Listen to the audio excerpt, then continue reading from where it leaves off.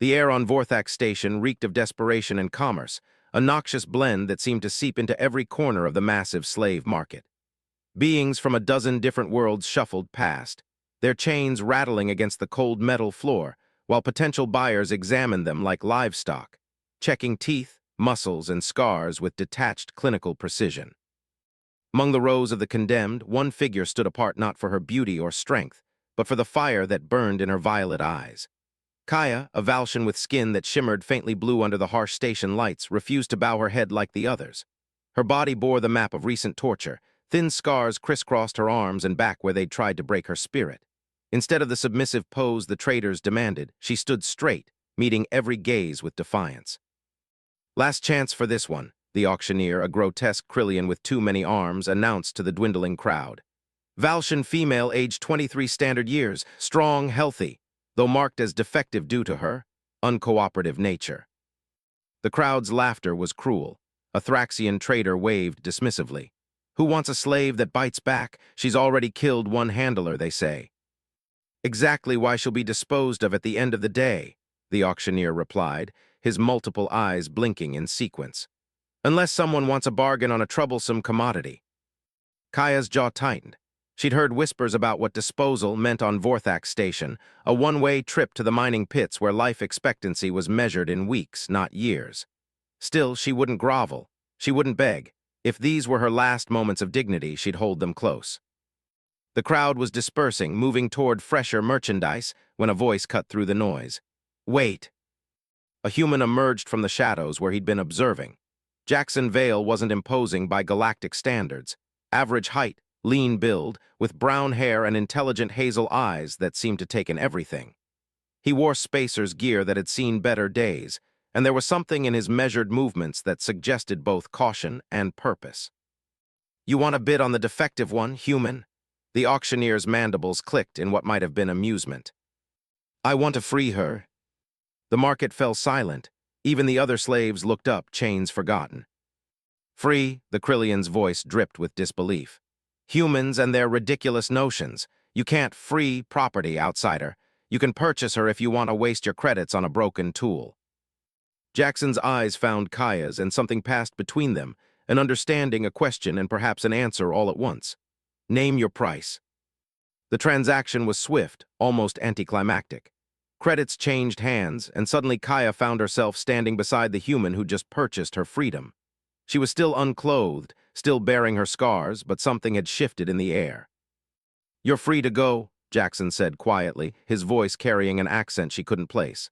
"I have a ship. If you need passage somewhere, I can offer you that too." Kaya studied him, searching for the catch she was certain existed. In her experience, no one, especially not members of other species, did anything without expecting something in return. But his eyes held no predatory gleam, no hint of ownership. "Why?" The word came out rougher than she intended, her throat dry from hours of standing in the market.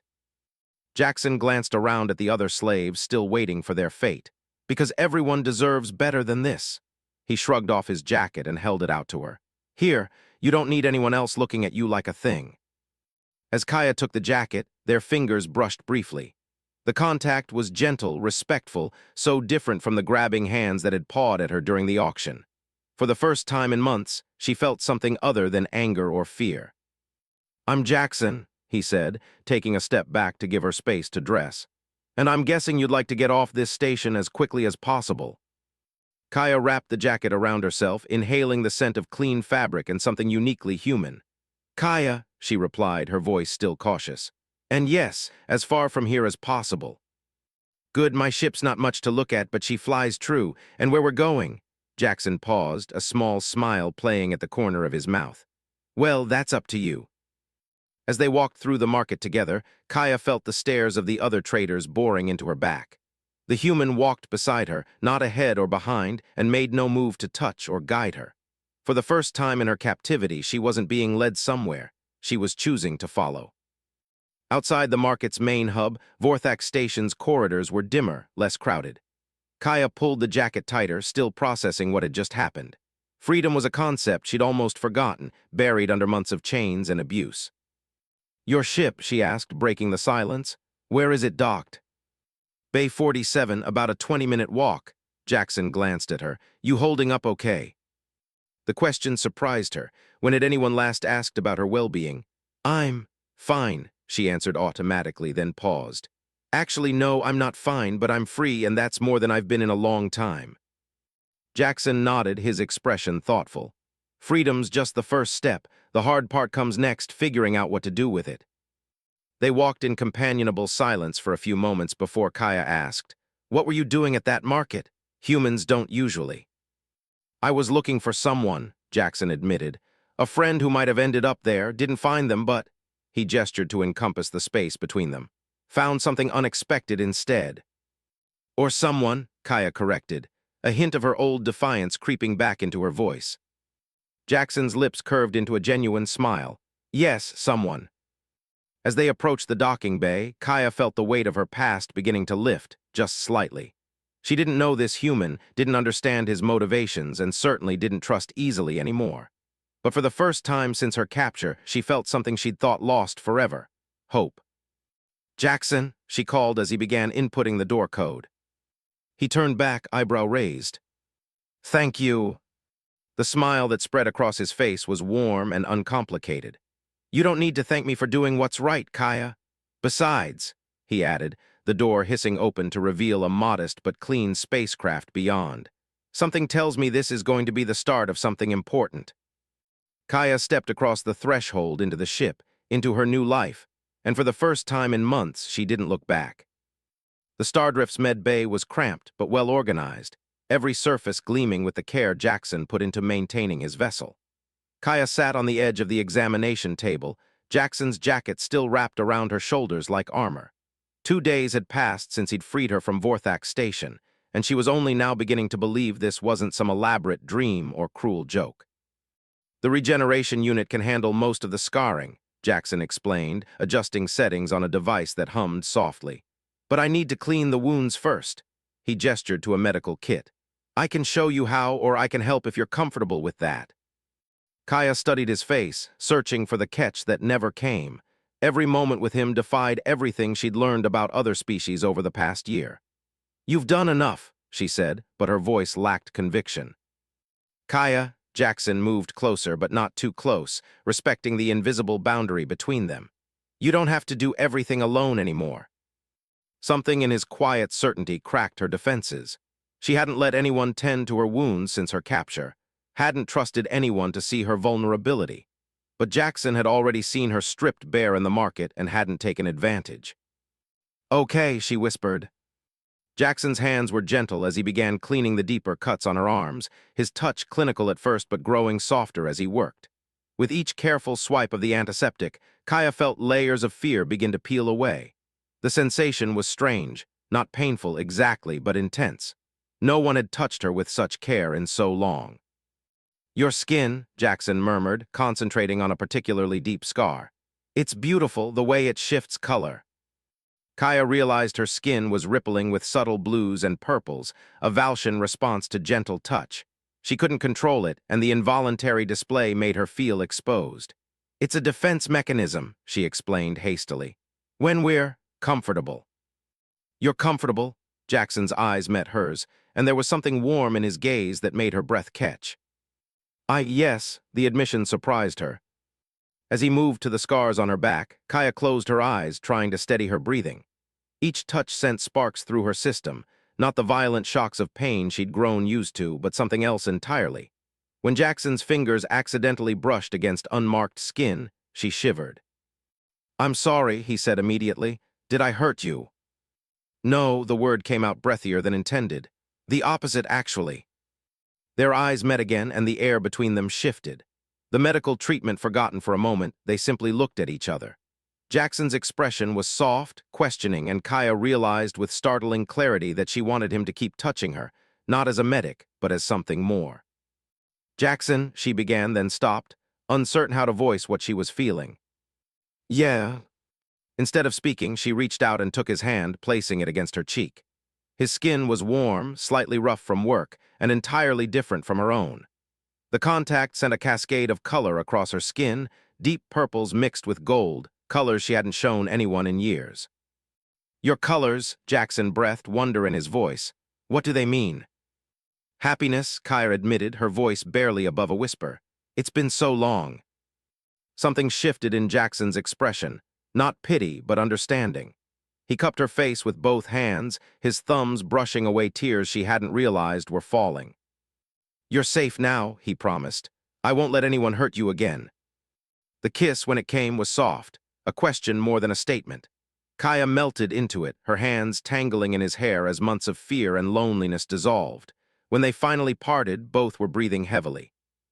I haven't, Kaya struggled with the words.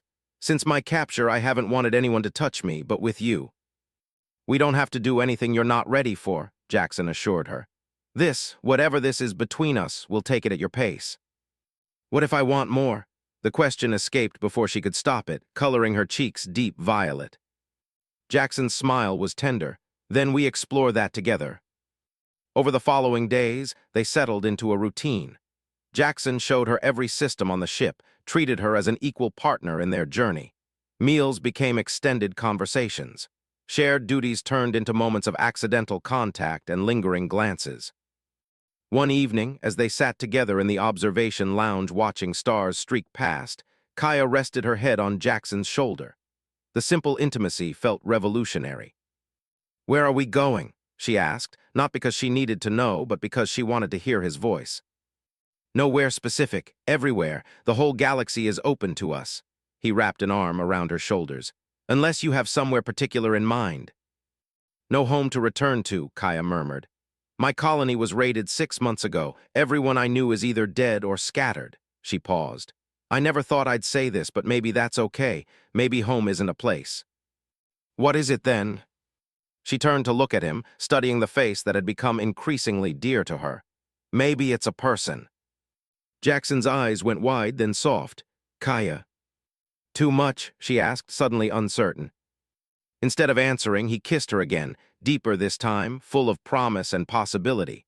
When they broke apart, his forehead rested against hers. I was alone too, he confessed.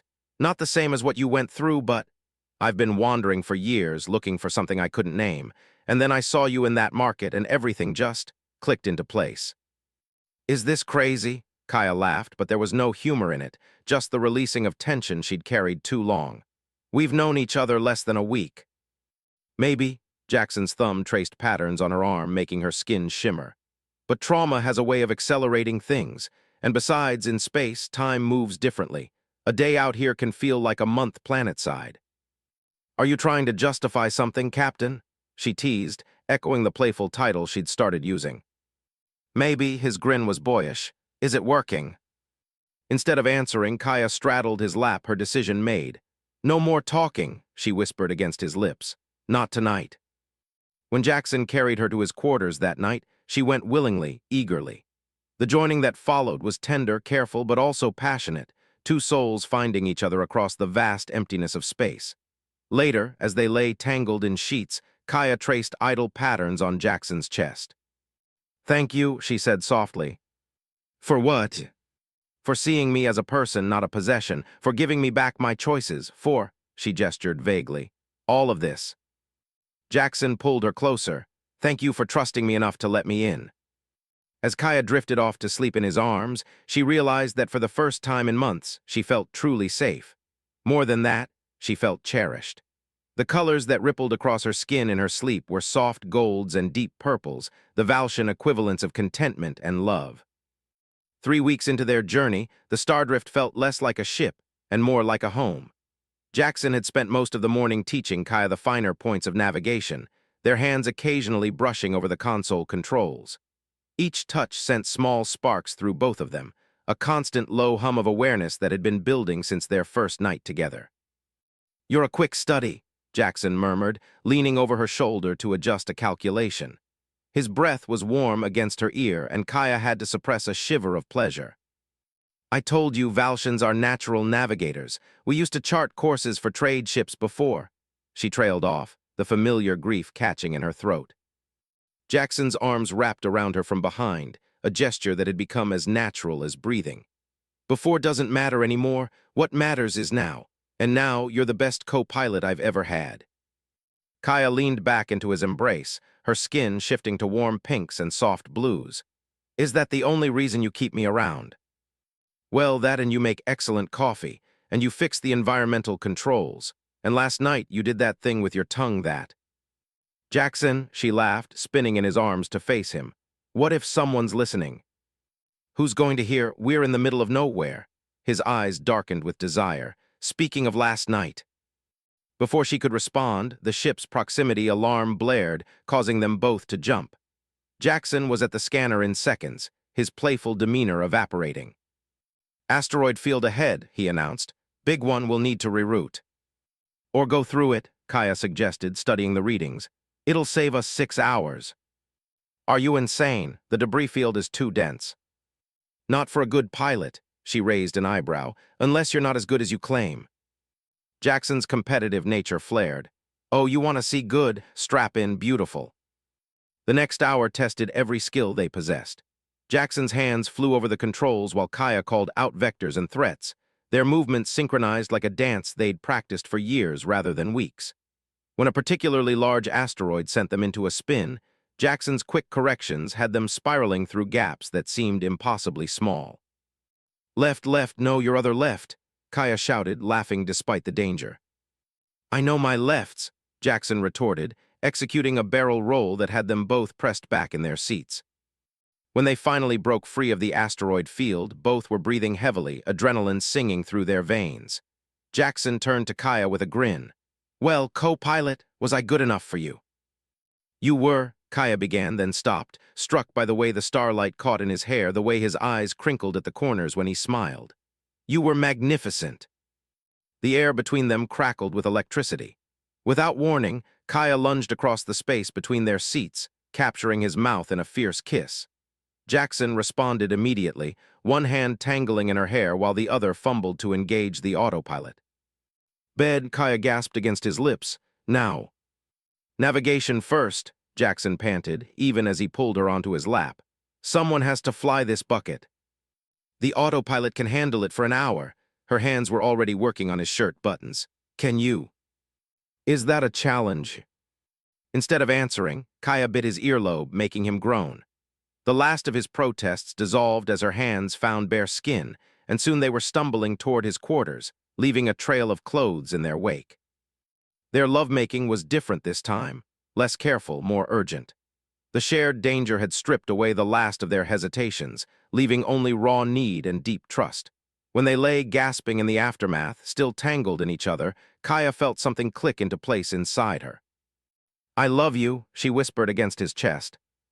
The words hung in the air between them, vulnerable and brave. Jackson's arms tightened around her. Say it again, he requested softly. I love you, Jackson Vale. Her skin bloomed with colors, deep reds and brilliant golds that spoke of passion and certainty. I love you too, Kaya. He tilted her chin up to meet his eyes. I think I've loved you since the moment you refused to bow in that market. They kissed again, slow and sweet, until the ship's proximity alarm chimed. We should probably check that, Jackson murmured against her lips. Probably, Kaya agreed, making no move to leave his embrace. The alarm chimed again, more insistently. It's probably just a reminder about the course adjustment, Jackson reasoned, his hands tracing lazy patterns on her skin, making her colors shift and dance. The third chime was accompanied by a distinctly different sound, a targeting lock. Both of them froze. That's not an asteroid, Kaya whispered. They scrambled for their clothes, the mood completely broken by the reality of their situation. On the bridge, the scanner showed 3 ships bearing down on them, sleek predatory vessels that Jackson recognized immediately. Pirates, he growled, probably followed us from Vorthak Station. Kaya's face hardened, the soft colors draining from her skin until it was pale blue, her battle shade. They've come for me. They can try, Jackson was already inputting evasive maneuvers, but they'll have to go through me first. Their eyes met across the console, and something wordless passed between them. The morning's passion was gone, replaced by a unity of purpose that was somehow even more intimate. Together, Kaya asked, taking her position at the weapons console. Always, Jackson confirmed. As the first shots fired and the Stardrift lurched into combat maneuvers, neither of them looked back. Their love had survived captivity, fear, and doubt. A few pirates weren't going to change that.